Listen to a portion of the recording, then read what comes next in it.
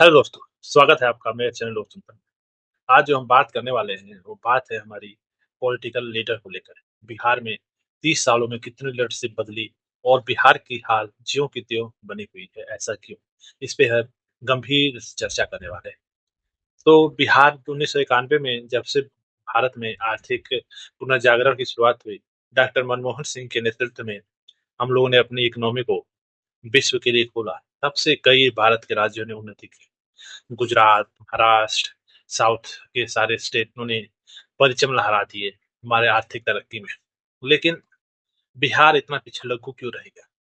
बिहार में संसाधन संपन्न होते हुए 2001 में हमारा झारखंड बिहार से अलग हुआ, उसके पहले तो हमारे पास सब कुछ था। जो भी संसाधन चाहिए थे वो सब कुछ बिहार में मौजूद था। फिर भी बिहार और झारखंड दोनों का ही विकास क्यों नहीं हो पाया? क्योंकि हमारे यहाँ जो इच्छा शक्ति थी नेताओं के अंदर, उसकी कमी थी। हमारे यहाँ जो कास्ट पॉलिटिक्स थी, वो सबसे ज़्यादा हावी थी। हमारे यहाँ बाहुबल था, हमारे यहाँ सबसे ज़्यादा करप्शन था और ये खत्म नहीं हुआ।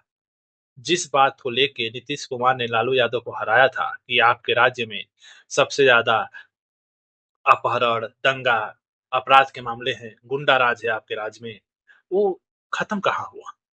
30 सालों में जहाँ थे वहीं के वहीं हैं। 30 साल पहले भी हम सबसे फिसड्डी थे और आज भी फिसड्डी हैं।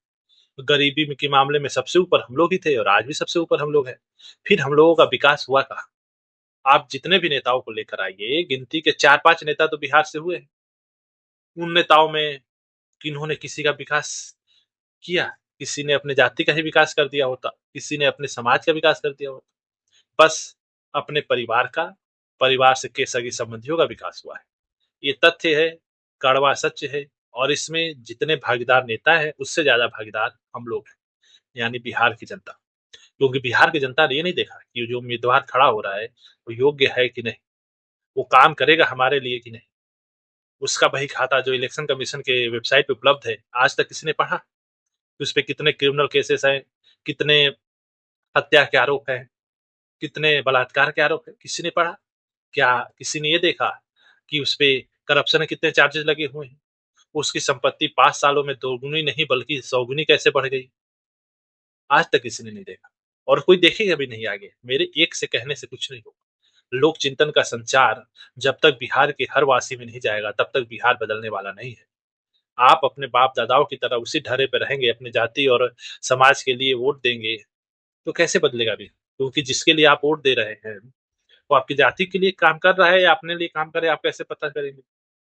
सिस्टम का ढिलमुल रवैया हमें इतना बर्बाद कर दिया है कि आप लोग ये भी नहीं सोच पा रहे हैं कि जब हम एक मोबाइल खरीदने जाते हैं 10,000 15,000 का, तो इतना रिसर्च करते हैं कि इस मोबाइल का वाईफाई अच्छे से काम करेगा कि नहीं, ये वर्जन क्या है, इसमें अपडेट होने के बाद क्या होगा इसका हाल, कैमरा कितने मेगापिक्सल का है।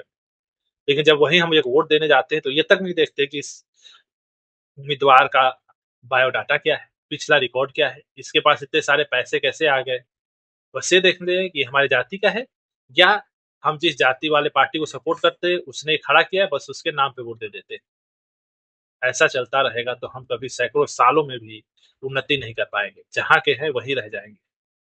आप चाहे नीतीश कुमार को लाइए या लालू प्रसाद यादव को लाइए या नए नवेले प्रशांत किशोर को लाइए, कोई भी हमारा भला नहीं कर पाएगा जब हम खुद अपना भला नहीं चाहेंगे। जय हिंद, जय बिहार।